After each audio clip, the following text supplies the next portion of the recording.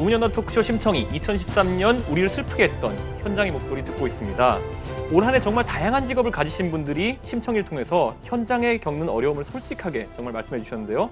특히 각종 편법으로 최저임금에도 미치지 못하는 그런 비정규직 일자리 문제, 정말 답이 없는 걸까요?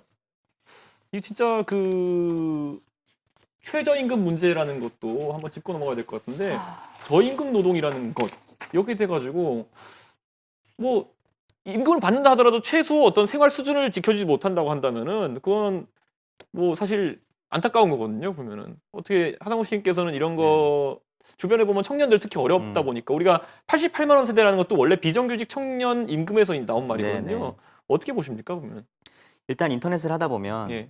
사실은 최저임금이라는 것들이 인터넷을 많이 하는 세대에게는 내일은 아닌 것 같은, 먼 얘기인 것 같은 경우가 상당히 많아요, 생각보다. 그러니까 그 인식이 참 이 문제를 해결하지 못하게 하는 그 기본 바탕이 아닌가도 생각을 하는데, 사실은 그런 관심도 자체가 그런 임금을 받고서 일하시는 분들이 어떤 자기의 목소리를 낼 수 있는 그런 환경에 놓이지 않은 경우가 굉장히 많잖아요. 그렇기 때문에 이게 주류의 의견이 또 아닌 것처럼 느껴지기도 하고, 인터넷을 하면서 느끼는 것들이 그런 부분들 때문에 이게 더 어려워지는 것들이 아닌가. 최저임금이라는 부분들이 마치 남의 얘기인 것 같고 마치 먼 얘기인 것 같이 느껴지게 만드는, 또 그런 인식이 좀 더 해결되는 게 이 문제가 해결되는 가장 큰 출발이 아닐까, 그렇게 생각이 좀 들긴 아까 우리가 해요. 처음 아까 논했던 일부에서 논했던 S전자 서비스센터 직원들 같은 경우는 최저임금보다 못 받는 거겠죠? 그렇죠. 사실상? 네네. 아까 19만 원이라는 얘기가 나왔으면 이건 가정을 유지하기 어려운 상황일 텐데, 그러다 보니까 또 안타까운 그래서 사정을 거기가 발생하고 아마 있는데. 한여름 같은 경우에는 한 달에 400시간씩 이렇게 일을 해서 조금 더 많이 받는다고 하면 나머지 9개월은 거의 월급을 못 가져가니까 이제 카드 같은 걸로 이렇게 이제 삶을 뭐 어떻게 보면 연명을 해야 되는 상황, 이렇게 된 거죠. 근데 본인들이 재료비 같은 걸 또 막 갖다 쓴 게 있고 하니까 바로 또 빠져나오기가 어려운 이런 상황이기도 했고요. 그럼 이 최저임금을 결국 올리자는 얘기가 계속 나올 수밖에 없는 상황인데요. 의원 같은 경우는 최저임금에 관해서 어떤 입장을 갖고 계세요, 이게? 사실은 최저임금이 2014년도 좀 7.2% 상승했잖아요. 제가 제조업하는 또 사장님들 만나보면 또 우는 소리를 해요. 굉장히 힘들다. 우리가 이게 그 전 세계가 낮은 가격 경쟁을 하고 있다 보니까 저 제조업의 어려움도 이해는 해요. 근데 이제 우리나라 전체 물가 수준하고 이렇게 살펴봤을 때 지금 원래 2013년도 4,860원이고 내년이 5,210원인데요. 네. 그 받는 분들은 참 최저 생계를 유지하기 굉장히 힘들고, 또 그 중소기업을 하거나 또 작은 식당을 하는 또 그런 분들은 또 굉장히 어려워들 해요.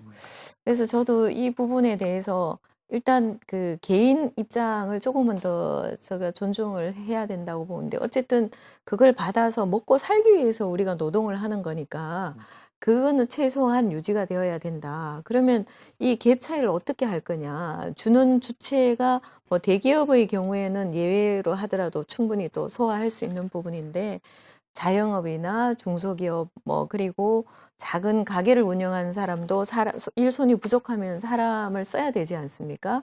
그런 분들은 또 현장에서 만나보면은 최저임금이 7% 정도 올랐는데도 굉장히 또 힘들어 하세요. 그래서 이 부분을 정말 어떻게 해야 될까? 결국은 이제 우리가 비용 지불을 조금 더 하는 방법과 하나, 그래서 이제 선진국으로 갈수록 사람을 써서 하는 비용들이 굉장히 비싸지 않습니까? 뭐 미국 같은 데 머리를 하나 커트를 하더라도 굉장히 비용이 비싼 그렇죠. 이유가 그런 이유하고도 맞물려가 있는데, 그럼에도 불구하고 최저 생계를 유지할 수 있는 최저임금은 어느 정도 보장이 되어야 되지 않을까. 근데 뭐 현실적으로 제가 들어본 바에 의하면은 내년도 5,210원에 대한 최저임금도 받는 분들도 만족하지 못하고, 또 그런 임금을 주는 입장에서도 굉장히 곤혹스러워하는 데가 많기 때문에 좀 저도 딱히 막 강하게 주장하기가 쉽지는 않은 상황입니다. 의원님 말씀 들으니까 저는 약간 인상적이었던 게 뭐냐면, 기업 입장에서 이 최저임금을 7% 올린 거에 대해서 굉장히 기업이 예. 선제적으로 반응한다는 건 실제로 최저임금을 주고 있는 사람이 많다는 거잖아요. 네, 그렇죠. 많죠. 그러니까 그 상황이 좀 더 어둡게 하는 건데, 최저임금을 그러니까. 최저임금을 받지 못하고 있는 사람이 대한민국에 170만 정도가 돼요. 아, 그렇게 많아요? 예, 그러니까 우리가 임금 노동자가 1,750만 정도 된다고 하는데 실질적으로 한 10% 정도는 그 최저임금에도 못 미치는 금액을 받고 있는 것으로 통계청 조사를 이렇게 해보면 늘상 나오거든요. 네. 근데 그 경제계 얘기를 들어보면 한 번도 이제 최저임금을 흔쾌하게 올린 적은 한 번도 없죠. 그리고 전혀 최저임금을 주고 있지 아니한 대기업조차도 정경련이나 이런 데서는 최저임금을 올리는 거에 굉장히 반대 의견을 많이 내요. 근데 왜 그런가라고 이렇게 그 뒤를 이렇게 뽑아보면 결국은 대기업에서 물건을 만들려고 이제 하청을 주거나 협력업체에 이렇게 이 단가를 계산해서 줄 때 기본적으로 단가의 계산의 기본이 되는 게 최저임금인 거죠. 1차, 2차 될 때 인건비와 관련해서는 거기에다가 이제 뭐 재료비 어떻게 저떻게 이렇게 계산이 되다 보니까 최저임금이 실제로 대기업은 최저임금을 주고 있는 것도 아니면서도 최저임금이 올라가는 것에 대한 불만들을 많이 얘기하는데 지금 현재 그 행정당국이 최저임금 관련해서 뭐 이렇게 그 감시 감독을 한다라고 하지만 매년 감시에서 이렇게 드러나는 것은 한 1,600건 정도밖에 되지 않습니다. 그러니까 완전히 이 부분은 사각지대에 있다라고 아니, 170만 명인데 그중에 1,600건밖에 안 1,600건밖에 들어간다는 거는 거의 안 1,000분의 되는 1인데. 것이- 이게 그리고- 이제 그 노동에 대한 인식이 좀 낮은 청소년 그렇죠. 아르바이트생들이라든가 그리고 이게 최저임금을 받는 층이 지속 고용이 계속되는 게 아니고 들쑥날쑥한 경우가 많기 때문에 그런 분들은 최저임금에 대해서 지속적으로 이게 이게 시스템이 작동을 하지 않은 경우가 많이 있습니다. 저는 그래서 그 왜 네, 최저임금 하나만 더 하면 네. 안 하겠습니다. 짧게. 그 특히나 이제 자영업 하시는 분들 중에서 이렇게 학생들을 아르바이트로 이게 쓰는 네. 경우가 있는데 저는 왜 재작년인가요? 작년인가? 서산에서 그 피자집의 아르바이트 여대생 결국은 자살을 했죠. 예.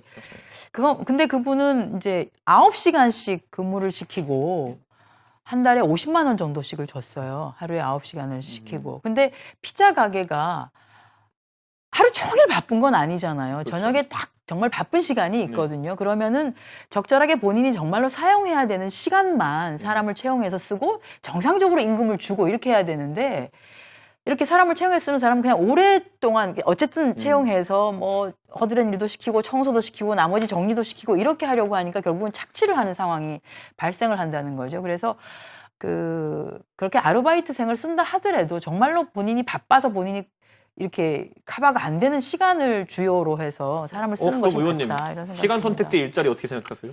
저는 반대하죠. 아니, 그 방금 전에 말씀하신 거는 약간 그쪽에 비슷한 얘기인 것 같은데? 아니요, 최저임금을 보장하라는 거예요. 이건 좀 다른 얘기고요. 시간 선택제 일자리와 관련해서 저희가 처음에 그 대통령께서 얘기를 했던 것은 지금 고용률 70% 가려면 가장 문제가 되는 게 여성 고용률이 지금 낮다. 남성 고용률은 어느 정도 나오는데 여성을 어쨌든 집안에 있는 여성들을 집 밖으로 나오게 해야 된다. 그러려면은 일단은 시간 선택제로부터 시작을 하겠다라고 했는데 지금 기획재정부가 생각하는 것은 그게 아니라 지금 한시적으로 하고 있는 청년 공공기관에서 청년 취업 3% 하는 거 이것도 시간 선택제로 하겠다. 뭐 이런 식으로 하고 있거든요. 그러면은 이것은 원래 생각했던 여성들의 일자리를 위해서 시간 선택 부분을 하겠다라고 하는 것과는 좀 배치되는 저희가 거죠. 지금 그래서 고용노동부의 일자리 창출 지원단 과장님과 전화 연결돼 있습니다. 그래서 이런 뭐 그런가요? 시간 선택제 일자리를 포함해가지고 정부의 지금 일자리 정책에서 한번 알아보도록 하겠습니다. 여보세요? 여보세요? 예, 과장님 안녕하십니까? 예, 안녕하세요. 예, 노동 정책에 대해서 좀 몇 가지 여쭤보고 싶은데요. 예, 올해 대형마트 내 비정규직이 정규직이 일부 전환되면서 신규 채용이 예. 오히려 줄었다는 그런 지적도 있어요. 이 신규 채용률이란 게 어떻게 실제로 나타났나요? 그 대형마트에서 정규직으로 전환되는 비정규직은 주로 그 상품 진열이나 계산 등의 그 업무에 종사하는 분들입니다. 예. 그래서 다른 업무에 종사하는 정규직의 신규 채용에는 크게 영향은 없는데요. 예. 그 비정규직에서 정규직으로 전환됐다라면은 양질의 일자리가 늘어난 것이기 때문에 예. 바람직한 방향으로 추진되고 있다고 보고 있습니다. 아, 예. 그럼 그 양질의 일자리가 전체적으로 그 고용률이라는 거는 어떤 변화를 가져왔는지 한번 여쭙고 싶거든요. 개략적으로. 그 대형마트와 관련해서요? 아니요, 아니면- 전반적으로 우리 그 고용 시장이 어떻게 되는지 한번. 예, 지금 현재 고용률은 전반적으로 이렇게 호조적인 좋은 그 수치를 나타내고 있습니다. 예. 그 뭐 영향은 이제 경기라든지 아니면 다른 여러 가지 영향이 있긴 한데요. 그리고 특히 그 여성의 그 시간제 일자리가 좀 많이 늘어나고 있는 편입니다. 아, 작년보다. 예. 그럼 우리가 고용 최근에 한 5년간 얘기 나온 것들이 양질의 예. 일자리라는 그런 개념이 이제 많이 언론에 등장하고 하는데, 그럼 일자리들이 양질의 일자리가 많이 생산된 건지, 아니면 과거에 뭐 예를 들면 지난 정부에서 있었던 것처럼 뭐 그러니까 인턴이라든지 이런 약간 좀 양질의 일자리가 아니라고 인식되는 자리들이 많이 양산된 건지, 좀 그것도 한번 정성적으로 보고 싶거든요. 그 각 부문별로 그 수치는 예. 제가 다 정확한 것은 모르겠는데요. 예. 그 시간제와 관련해서는 예. 그 전년 대비 비해서 예. 그 임금도 수준도 올라가고 아, 그리고 비율도 올라가고 또 만족도라든지 자발적 선택의 그 정도도 좀 올라가서 전반적으로 시간제 일자리 질이 개선되었다고 볼 수 있습니다. 아, 의원님 어떻게 생각하세요? 시간 선택지 일자리들.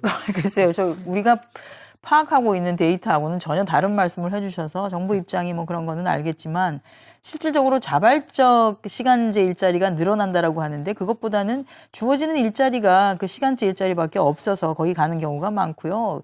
노동부는 그 얘기를 하기 전에 노동부 안에 있는 직업 상담원과 관련한 시간제 일자리를 좀 처우를 개선하고 하는 게 우선돼야 되지 않나요? 예, 그 그거는- 문제도 저희가 네. 적극적으로 여러 가지로 네. 고민하고 검토하고 있습니다. 아유, 의원님 국정감사를 시작하시려고 하시는 거 같네요, 보니까.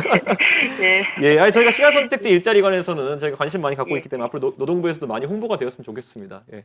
오늘 정말 예. 전화 감사합니다. 예, 감사합니다. 예.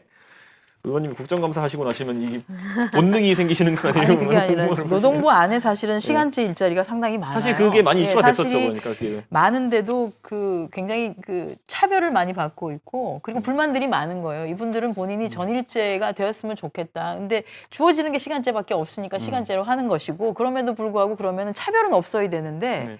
본인들은 성과급이라든지 이런 것도 못 받고 네. 내가 한 성과인데 성과는 정규직이 가져가고 이런 불만들이 있는 거죠. 그것들이 먼저 그래서 정부가 뭘 할 때 우선 모범을 보여야 된다고 생각해요. 모범을 보여야지만이 그걸 민간이 따라가기가 쉬운데 정부조차도 지금 굉장히 그 조악한 상황에서 이걸 만들어내고 있거든요. 거기에 그러다 보니까 연달아서 최근에 국회 청소 노동자 문제 같은 것도 있었죠. 네, 보면은. 뭐 그건 뭐 약간 좀 참. 예, 나중에 언급해 보겠지만은 저희 그런 문제도 있었고요.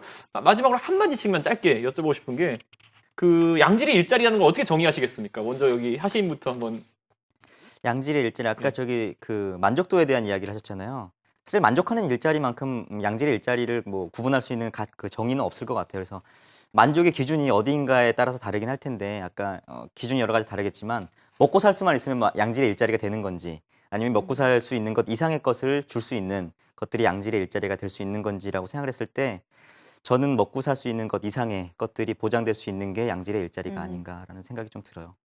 예. 저도 좀 동의하는데 네. 인간다운 삶을 영위할 수 있는 정도의 수준? 음. 그 정도가 돼야지만이 사실은 양질의 일자리라고 하지 않을까요? 한번 곤란 질문 해볼까요? 청년이 생각할 때 양질의 일자리 얼마 정도 월급일 것 같으세요? 저는 청년은 한 300만 원 정도 받. 300만 정도. 네. 강 의원님은 또 기업을 해보셨기 때문에 또 남다른 느낌일 것 같아요. 보면은 지금. 예. 제가 2주 전에 일본에 갔었는데 예. 일본이 이제 4년 대졸자가 네. 22만 엔, 동경에 있는 22만 엔을 받더라고요. 그게 20년 동안 급여가 안 오른 거예요. 그래서 이제 일본이 이제 아베노믹스 이렇게 외치고 하는 건데 사실 이 우리나라에서 이 노동 문제는 굉장히 어려운 부분입니다. 근데 근본적으로 저는 조금 더 한번 생각해 봤으면 좋겠는 게 그 고용의 유연성을 확보해야만이 일자리는 좀 늘어날 수 있습니다. 아까 그 대형마트에서 비정규직이 정규직으로 늘어나면서 정규직화되면서 신규 고용이 줄어들었다고 하지 않습니까? 그 이유는 이렇습니다. 그 비정규직에서 정규직으로 되니까 일자리가 좋아지니까 그만두는 사람이 줄어들니까 그와 이제 반대급부로 신규 채용이 줄어들 수밖에 없죠. 그런 것처럼 우리가 좋은 일자리라는 게 뭐 청년들이 다다익선이지 않겠습니까? 많이 받을수록 좋고 그런데 이제 대부분 우리가 그 그 개인 한 독립된 개인이 얼마만큼의 비용을 쓰면은 생활이 가능하느냐 그 수준인데 뭐 청년들이 300만 원을 원하지만 실제로 이제 기업이 고용을 해보면 300만 원의 부가가치를 창출하지 못하는 경우가 초임의 경우에는 또 많은 경우도 많죠. 중소기업의 경우에는. 그래서 그런 문제는 쉬운 일은 아닌데 무엇보다도 저는 그 독일의 경우도 굉장히 고용이 경직화되었다가 사실 고용이 확대됐던 게 노동 유동성을 확보하면서부터거든요.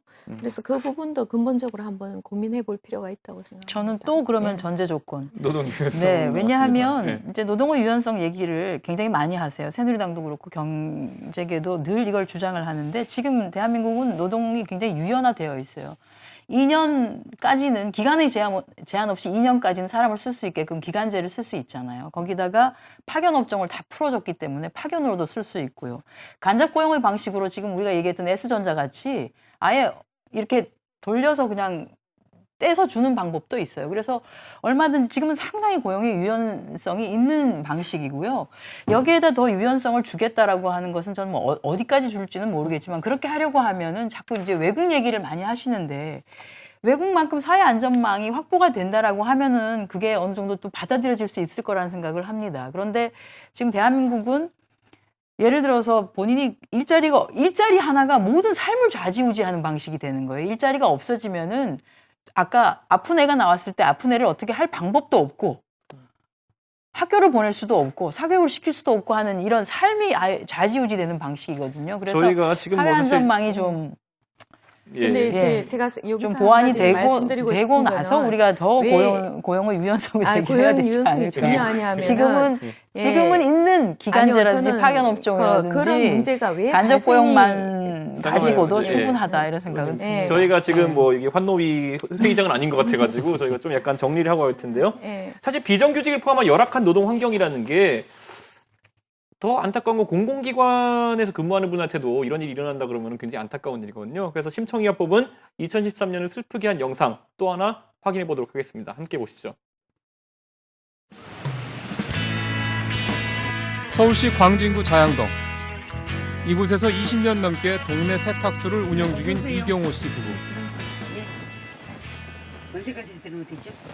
언제쯤 되겠어요? 월을 그거고 한 화요일쯤 오세요. 예. 부부가 힘을 합쳐 매일 아침부터 저녁까지 쉬지 않고 세탁 일을 하는데요. 이렇게 버는 한 달 수입은 고작 60만 원에 불과합니다. 밤늦은 시각 우편 집중국.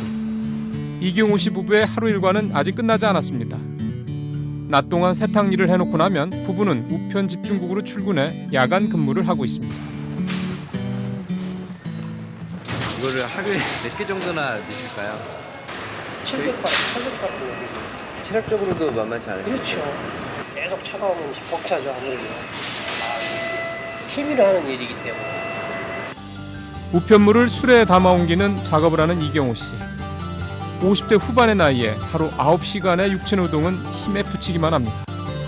이경호 씨가 하루에 처리해야 될 우편물은 11톤 트럭 30대 분량인데요. 저 끝에서부터 여기 다 있잖아요. 네. 이게 오늘 하루에 다 나가는 거예요? 이게 2시까지 다 나가야 될 물량이에요. 아, 2시까지 나가야 네, 되구나. 2시까지. 잠깐의 쉬는 시간. 어디론가 향하는 이경호 씨. 같은 건물에서 근무하는 아내를 만나기 위해서입니다. 네. 했는데 아무 말씀 안 하시네요, 그냥. 뭐할 얘기가 뭐 있어요? 묵뚝뚝한 말과는 달리 하루 종일 잠시도 쉴 틈 없이 일하는 아내가 그저 안쓰럽기만 합니다.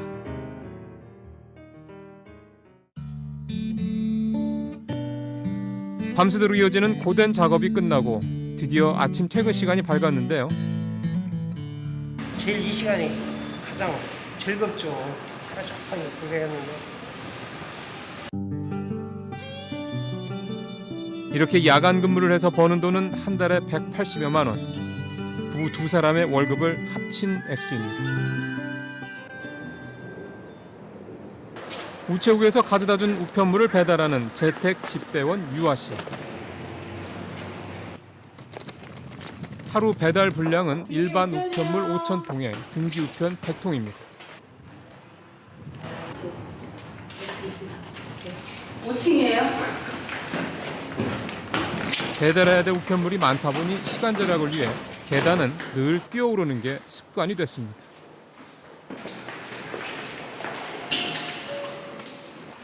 예, 등기 우편이요.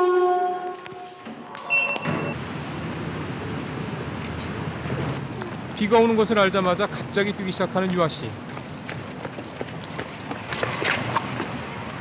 왜 갑자기 이렇게 아니 이것 때문에 저희는 편지가 젖으면 책임 물어요.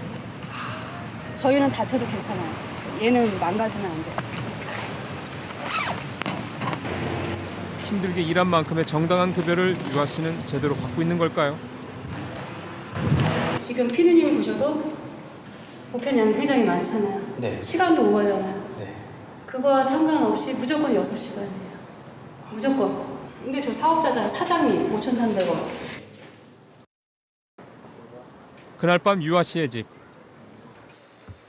다음 날 배달해야 될 우편물들을 배달 장소별로 분리하는 작업이 한창입니다. 이것도 쉬운 일은 아닌데요. 매일 이렇게 분리하는 거에만 얼마나 걸려요? 매일 이렇게 하면 그 정도면은 그래도 2시간 잡아야 될 것 같은데. 하루 9시간을 쉬지 않고 일하지만 우체국에서 인정해주는 시간은 고작 6시간. 나이가 이렇게 먹어버리니까 갈 데가 없어지고 그러다 보면 가장 열악한 곳에서 시급도 가장 적은 걸로 그런 걸로 이제 일에 내몰리는 거예요. 점점. 근데 또 제가 갖는다고 하면 이 자리에 들어올 사람은 분명히 있을 거예요. 저는 이 자리가 정말 싫어서 떠나도 이 자리에 오는 사람이 분명히 있을 거예요. 그러니까 우체국에서는 그걸 알아요. 일한 만큼 받는 정당한 급여. 그 당연한 대가를 얻기 위해서 재택 집배원들은 매주마다 거리로 나서고 있습니다.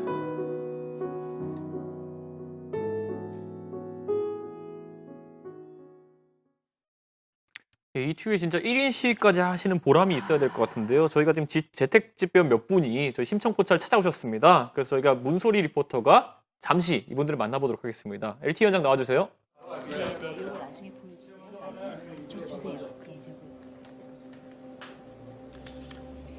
네, 다시 심청포차입니다. 지금 여러분들 화면 통해 보셨습니다만 최저임금편에 출연을 하셨던 두 분 함께 저희가 모셨습니다. 안녕하세요. 안녕하세요. 네, 반갑습니다. 반갑습니다. 얼굴이 밝으셔서 좋은데요? 반갑습니다. 네, 먼저 우리 김정란 선생님 방송 나오고 어떠셨어요? 여러 가지로 또 달라진 거 이런 것도 있지만 우리가 재택이라는 직업을 잘 모르셨던 분들이 많아요. 네. 근데 이 재택 이 방송 나가고 나서 더 아시는 분들이 많아지고 또 조건은 좀 좋아지는 건 없었지만 그래도 우리의 그 목표는 생각이 다 합쳐지고 마음이 합쳐지고 여러 가지를 변동사항이 많았어요. 예. 그러네요. 네네. 네. 아유, 뭐 얼굴이 아주 좋으셔서 지금은 행복한 것 같다라고는 생각하지만 사실은요, 지금 우리 유아님도 옆에 계십니다만은 지난 1년 동안 힘들게 또 1인 시위 함께 하시면서 내 권리를 찾고자 노력하고 계시잖아요. 네, 2013년 어떠셨습니까? 2013년도는 저한테 굉장히 뜻깊은 해예요. 왜냐하면 이제 제일 첫 번째가 뭐냐면 전국에 있는 재택들하고 소통하게 된 점. 이제 그게 조금 더 힘들었었는데 방송 후에 이제 제가 저희 화면을 동영상이나 인터넷에서 재택 집배원 치면 예전에는 없었는데 이젠 이 화면이 나와요. 예, 그래서 이걸 보셔서 예, 저라는 걸 알기 때문에 굉장한 저희한테는 득이 됐고 또 제 인생에서 가장 큰 중요한 도화선까지 될 수 있겠죠. 와, 네. 좋은데요. 저희도 감사합니다. 좀 뿌듯한데요. 제가 감사드리죠. 감사합니다. 아니요, 예, 좀 뿌듯한데 어쨌든 2013년 아주 힘들게 내 권리를 찾기 위해서 일을 하셨기 때문에 2014년에 바람도 있을 것 같아요. 바람도. 저희한테는 그러니까 저희가 생각할 땐 당연한 건데 우정사업본부에서는 당연하지 않게 생각하는 부분이죠. 저희가 지금 개인 사업자로 지금 내몰려져 있는 상황이고 그래서 저희가 1인 시위도 지금 10월 달부터 12월 말까지 하고 있고 2014년에도 연장해서 계속 할 거고요.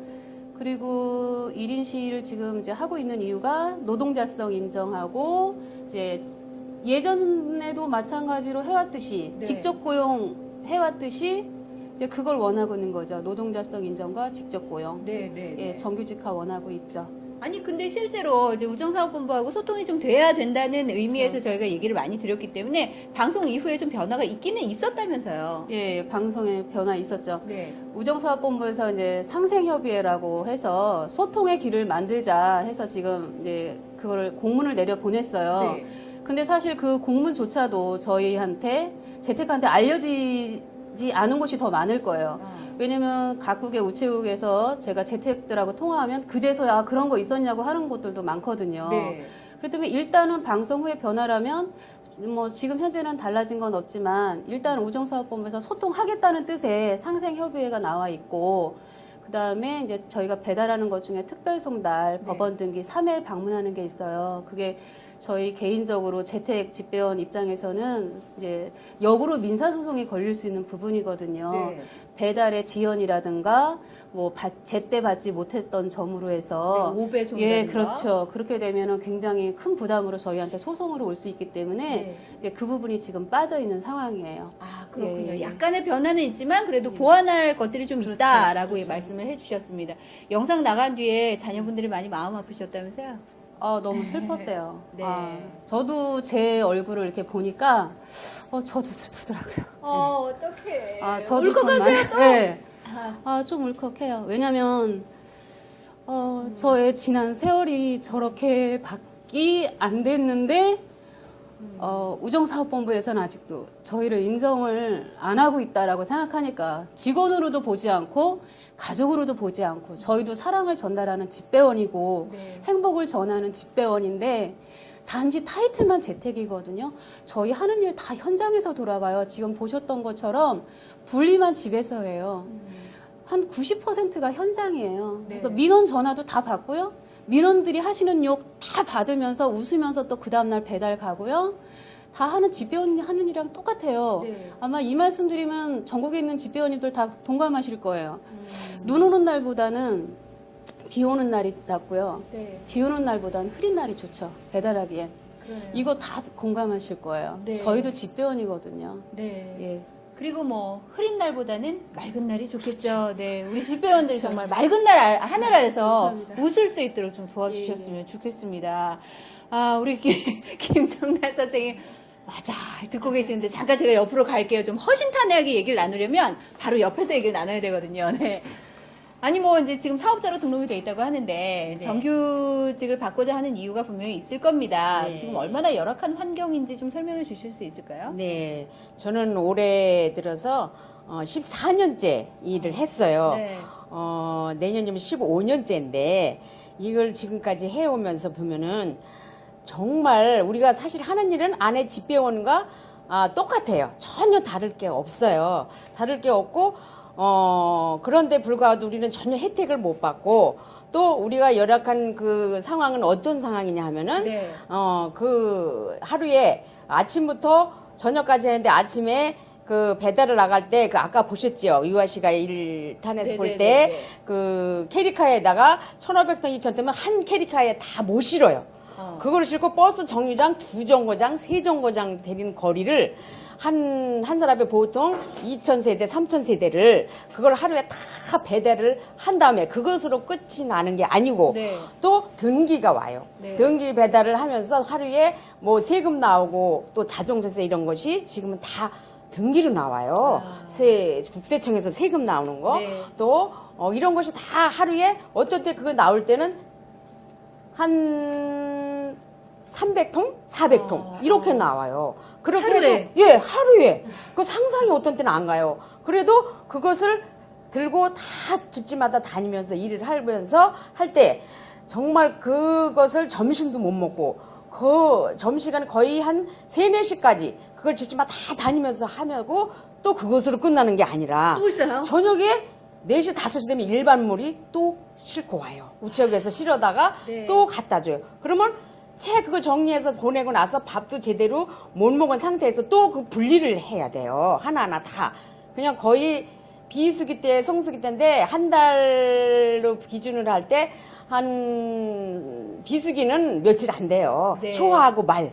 그다음에 성수기 때는 한 이제 15일부터 한 25일 네. 이렇게 했는데 그때 한 거의 한 집에 요새는 뭐 카드나 네. 무슨 핸드폰 요금 이런 게 있잖아요. 많으니까. 네, 그게 그냥 하루에 한 집에 거의 네. 한 4-5통씩 들어가요. 그래서 그러니까요. 생각을 한번 해보세요. 3000세대, 네. 2500세대 이거 상상이 안 가거든요. 그러니까요. 지금 그래도 뭐, 네. 우리는 자 봐요. 우리는 정말 이것을 뭔 크게 이렇게 무엇을 해달라 그것이 아니라 네. 정말 우리가 지금 이렇게 할 때 정말 우정사업본부에서도 어떤 말을 하고 싶은 거야. 우리가 일을 시위하는 것도 정말 네. 우리가 무슨 정말 어떻게 뭐 크게 뭐 저거 하는 것이 아니라 우리의 목소리를 좀 들어주고 우리 애가 어째서 저렇게 일을 시위하면서 이렇게 대화로 좀 해주고 네. 한번 이렇게 해서 우리가 어떤 말을 하고 싶어 하는지 해야 될 것 네. 같은데 그것이 알겠습니다. 예, 우리 너무 어머니가 할 말이 너무 하실 많아요. 말이 계속 막 네. 밤새서 저하고 술 먹으면서 얘기해도 괜찮아요, 어머니.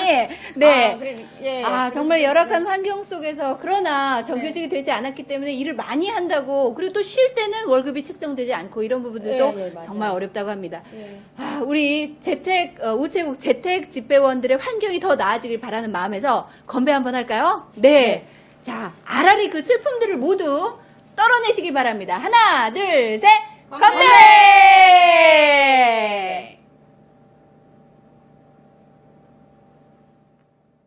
예, 재택 집배원. 저도 이 방송하기 전까지는 집배원은 다 똑같은 집배원인 줄 알았어요. 그런데 이렇게 고용 형태가 다르다는 걸 알게 되니까 또 방송 끝나고 나서 제가 진짜 물어봤어요. 이걸 우리가 진짜 정부에서 전부 다 직접 고용으로 들리려면은 우표 값이 2,270원이거든요? 한 500원 드리면 되는 거예요, 이거? 진짜? 이게 지금 우정사업본부 돈이 없는 거예요, 지금 보면은? 아마 이런 것 같습니다. 지금 이제 우정사업본부에 들어오는 우리 우체국에 들어오는 물량이 많이 늘어나고 있지 않습니까? 네. 택배 물량도 늘어나고. 그런데 이제 우정사업본부는 공무원 조직에 속하니까 공무원 TO는 딱 묶여가 있습니다. 그 전체 안전행정부에서 또 공무원 TO를 마음대로 풀 수도 없는 건 사실이고 그러다 보니까 이게 위탁 제도로 발달을 했는데 무엇보다도 문제가 되는 것은 이게 TO가 묶여서 위탁 형태로 갔다고 하더라도 그러면 비용에 대해서는 제대로 지급을 해주는 게 맞다고 보죠. 그런 부분에서 좀 개선이 필요한데 제가 뭐 여기 나온다고 해서 알아보니까 우정사업본부에서 재택 위탁 배달 제도 운영 실태를 뒤늦게나마 지금 조사를 하고 있다고 합니다. 조금 기다려 보면 14년 동안 했는데 그게 조사가 안 돼서 아직까지 안 되는 것 조사는 같지는 않고요. 아니요 그 조사 내용은 그러니까 저희가 이게 그냥 단순한 조사가 아니라 이거를 조사에서 끝나는 게 아니라 해결하려면 어떤 시스템을 도입해야 되느냐 그 문제까지 같이 들고 가는 거예요. 그래서 지금 가지고 나온 게 개인 사업자로 등록시킨다 뭐 이런 방식인데 그것은 좀 적절하지 않은 방식인 것 같고요.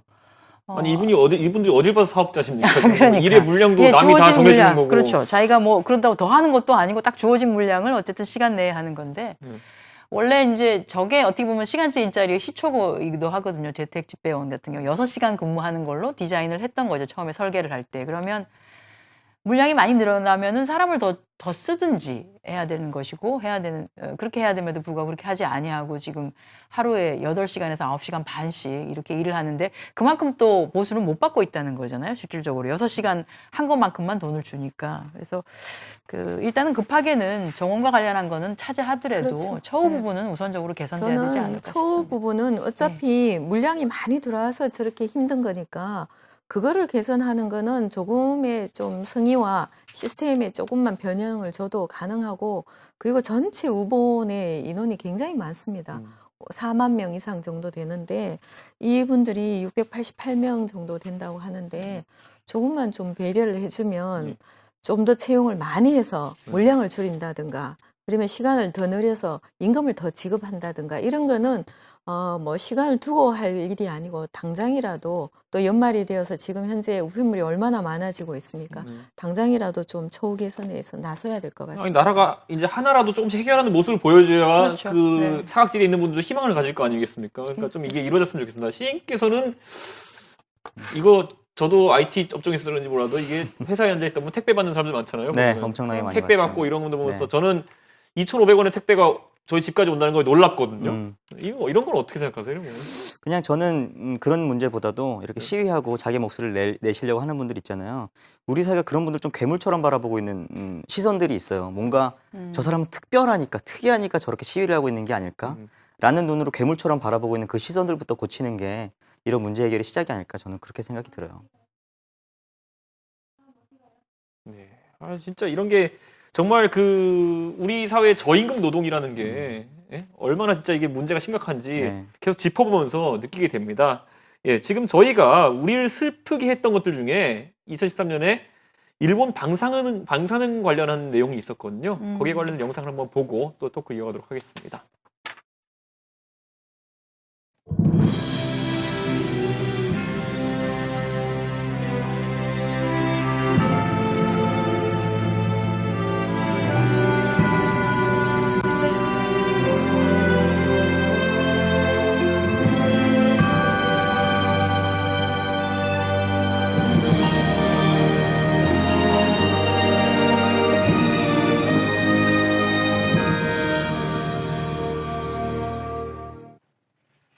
이게 이제 일본 대지진 쓰나미가 2011년 3월 11일 날 있었죠. 예. 총 108명 한국 구조대원이 일본 현지 구조 현장에 투입이 되었고. 네, 설령 기록계를 안 차셨나요? 그때 하실 때? 안 찼습니다. 안 차고. 안 차고 하셨어요? 예. 저희들은 방사능은 전혀 몰랐었고요. 지금이라도 그때 우리 108명에 대한 구조대원들, 또 관계자들, 방사능 피폭 쪽에 그쪽에 특수 검진이라도 한 번만 더 해주셨으면 하는 그런 작은 바람이 있습니다.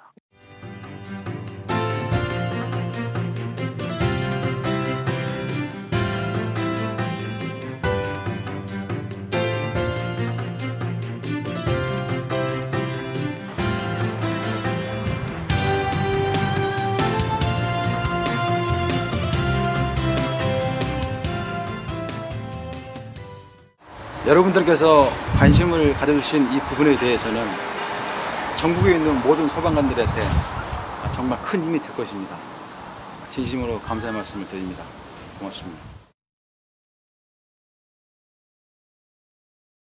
예, 저희가 후쿠시마 원자력 관련해가지고 저희가 후쿠시마에 파견됐던 편호숙 대원님과 그리고 108명의 대원들에 대해 저희가 방송에서 언급한 적이 있는데요.